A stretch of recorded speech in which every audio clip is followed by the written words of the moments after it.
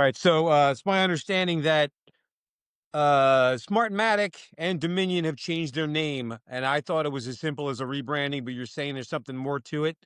What do you got to say about voting machines? Yeah, so here's the thing is right off the bat, before we even talk about the particulars, let's talk about election integrity, just so you understand where I'm coming from. Is that I don't care who it is, there's no machines. Like, we're going to talk about this sale a little bit of Dominion, and I'm going to share with you my opinion of why it got sold. But no machine is good for elections because anytime there's a machine, it can be tampered. Okay, these machines have been tampered. That's why you have Dominion and you have Smartmatic that work in conjunction with one another. Dominion has the machines. Smartmatic has the software. So Smartmatic is the operating system within the machines.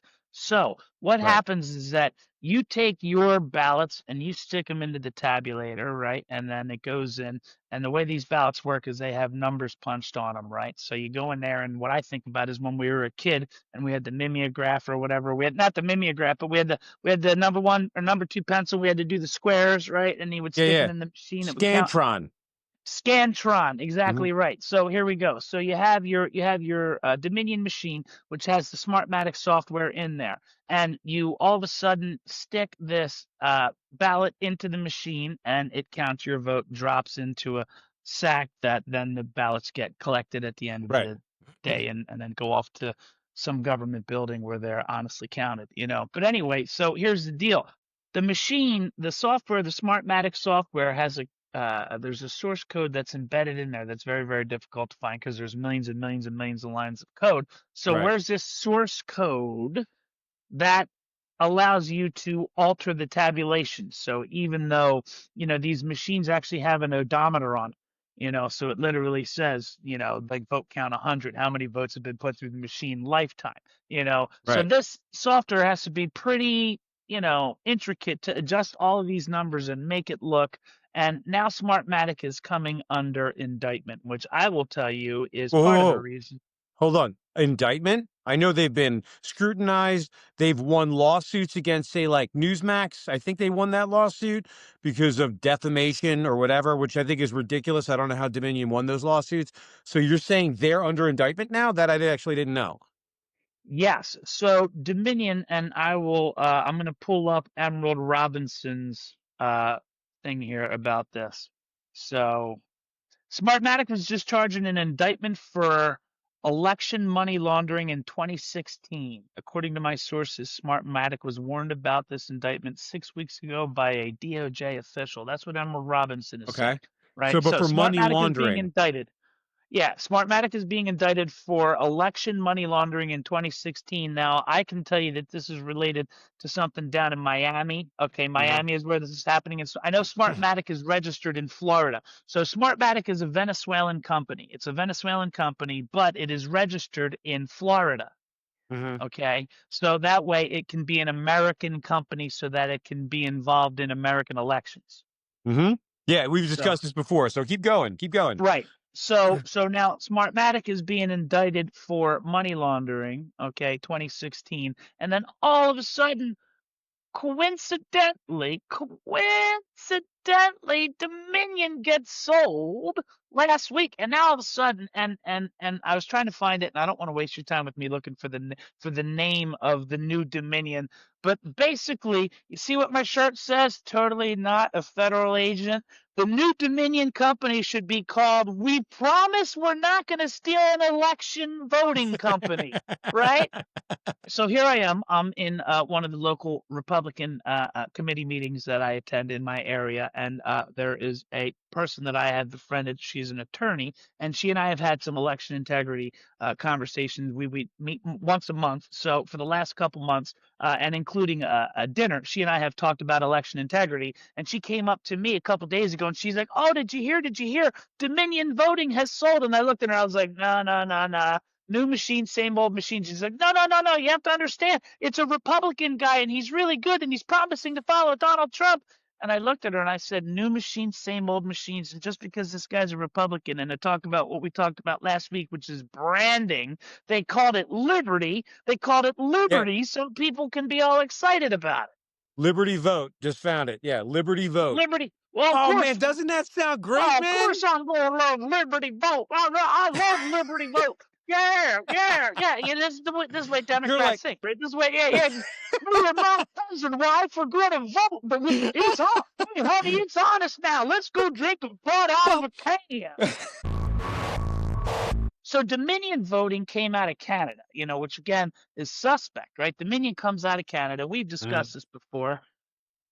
Before it did like United States presidential elections, it had done like a small election in Ontario, like it was nothing, and then all of a sudden Smartmatic bought it and Sequoia, bought a controlling interest in that, and then Sequoia, so that all of a sudden they can be totally legitimate elections. Mhm. Now all of a sudden Smartmatic is under indictment, and Dominion like, whoa, whoa, whoa, yeah, that's not us, that's Liberty voting, that's not us, you know. So what does this mean for our election? I mean, obviously, does this give us an excuse to still keep using these stupid machines? I mean, I'm hoping we're going to have a push to have these. Was hoping that we're going to be gone before 2026, which clearly isn't going to happen. Oh, we're working on it. We're working on it. There's a lot of people working on it in the background. Isn't it too late though? Handcountroadshow.org. Handcountroadshow. Everybody should go to handcountroadshow.org, and everyone in America should be creating hand count armies where we get together and hand count votes. Let me talk about this. Here's the deal. Election integrity. If you believe, because now that is Liberty vote, the Republicans and Donald Trump are in charge and they're going to steal the votes from the Democrats. That's already what's happening. It's already what they're saying, right? So Of course. If you believe Donald Trump is going to steal your election through Liberty Vote, join me and the people that I associate with in promoting hand counting. Hand counting. Here's the deal, Chuck. You live in your district. I live in my district. We live about an hour's drive away from each other. So if you in your neighborhood you have a couple of you have a couple older women who and it seems to be a certain demographic in the election work. So you have a few older women, like these grandmas in the neighborhood that everybody loves, and they work the election. You know what I mean? That's the thing. You go in there and Mhm. you're like, oh hey, Mrs. So. Oh, that's Jimmy McGillicuddy's mother. She's been working the election since I was in second grade, right? Right. That's the woman that you trust, right? So them and her whole pinochle crew, they get together at the end of the night and they hand count votes. They hand Mhm. count votes. There's a hand count system called the accountable tabulation system, which is infallible. It's excellent, right? So they hand count the votes, and you have your version of Jimmy McGillicuddy's mom and her pinochle crew in your town, and then I have that same version in Pinochle. my town, and then that crew was recreated all over America. What's the likelihood that they're going to be coordinated and cheat? There's a very small likelihood of that happening. However, if you have Liberty Vote and you're in your system and my system and in every system in America and it all gets counted by one person, or at least, look, here's the deal. It doesn't have to, oh no, Dan, it's only 30%. Yeah, that's pretty funny. That's pretty funny because there's a chart going on right now showing you how few counties Biden won, how few bellwether counties Biden won, and yet he still ended up winning the vote because he had a few key counties that were very, very important. We're like, Hmm. oh wait, hey, leaky pipes, leaky pipes. We gotta shut down for a couple hours. We got Yeah. to shut down for a couple hours. And what did they do then? Let's do this so we can just get this out there. What did they do then? Here's the deal, right? Everybody registers for mail-in ballots. Everybody registers for mail-in ballots, right? And then what we do is we mail our ballots in, or we go to our ballot places, which I was in poll worker training the other day. And when I went to question and answer session, my question was, I raised my hand and I said, yes, excuse me, why is it that people who register for mail-in ballots are prohibited? I specifically said prohibited from dropping their mail-in ballots back at their polling places. Why is it that they must take it somewhere other than their polling place? So this lovely, lovely woman who's like, oh, well, it's so difficult on election day that, it just makes it easier and blah, blah, blah, blah. But in reality, the more people you have handing ballots, the more people touching it, the more opportunity you have for election tampering to happen, right? So that's Okay. what's happening. So now, mail-in ballots. So then this other woman took over the microphone, and she was very good about mail-in ballots. She works for voter services here. I'm going to talk to this woman again because she was very, very passionate. Okay. She at the end she apologized and she goes like this. She goes, um, she says, "I'm sorry, you asked that question, and I'm just very, very passionate about mail-in ballots, so I gave you more than you were looking for." And I went, "Oh no, that's okay." I said, "I have a follow-up question." And I had to hammer through because I knew I was in an auditorium of 150 election workers in my area. So I wanted to just put this out there. They're And all what I like, "Oh, it's one of these guys." it's one of these guys. Exactly. Exactly. I'm the guy that walked past the Vietnam veteran a couple seats back. I was like, "Hey, thank you for your service." He couldn't. So he was like, "Yeah, whatever." So my follow-up question, I said, "Okay, I have a follow-up question, and here's my question." I said, "Okay, so after the mail-in ballots have been submitted and 8 o'clock happens, there is a subsequent inventory of ballots that have been registered for, that have been applied for, that have been issued. And every mail-in ballot not only has a ballot, but a corresponding envelope. So this is a very, very, very specific situation that happens. And you request this, and at 8 o'clock, all of those ballots, is there some type of a system to then render them obsolete in place?" And this is why I put it that way, because at 8 o'clock, when it's all cut in and you have all your ballots and you count your ballots and you're in your district and you're like, "Okay, we got through all, 4,000 ballots and it took us 4 hours to count." And it's, oh my goodness, it's now 1 o'clock. Ah, leaky pipe.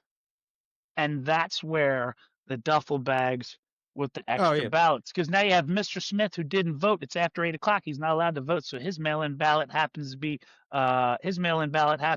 not acceptable anymore. But Mr. Smith doesn't know that we're going to put it in there for him. So what happens is any mail-in ballot that is not used now creates an inventory for which fraud can be used. And if that doesn't work, don't worry about it, because at the end, if they don't have the mail-in ballots along with the regular ballots and all the legitimate votes, guess what Mhm. happens? Well, Liberty pushes them over the edge in the end. See, you can rely on Liberty. You're doing like a used car ad.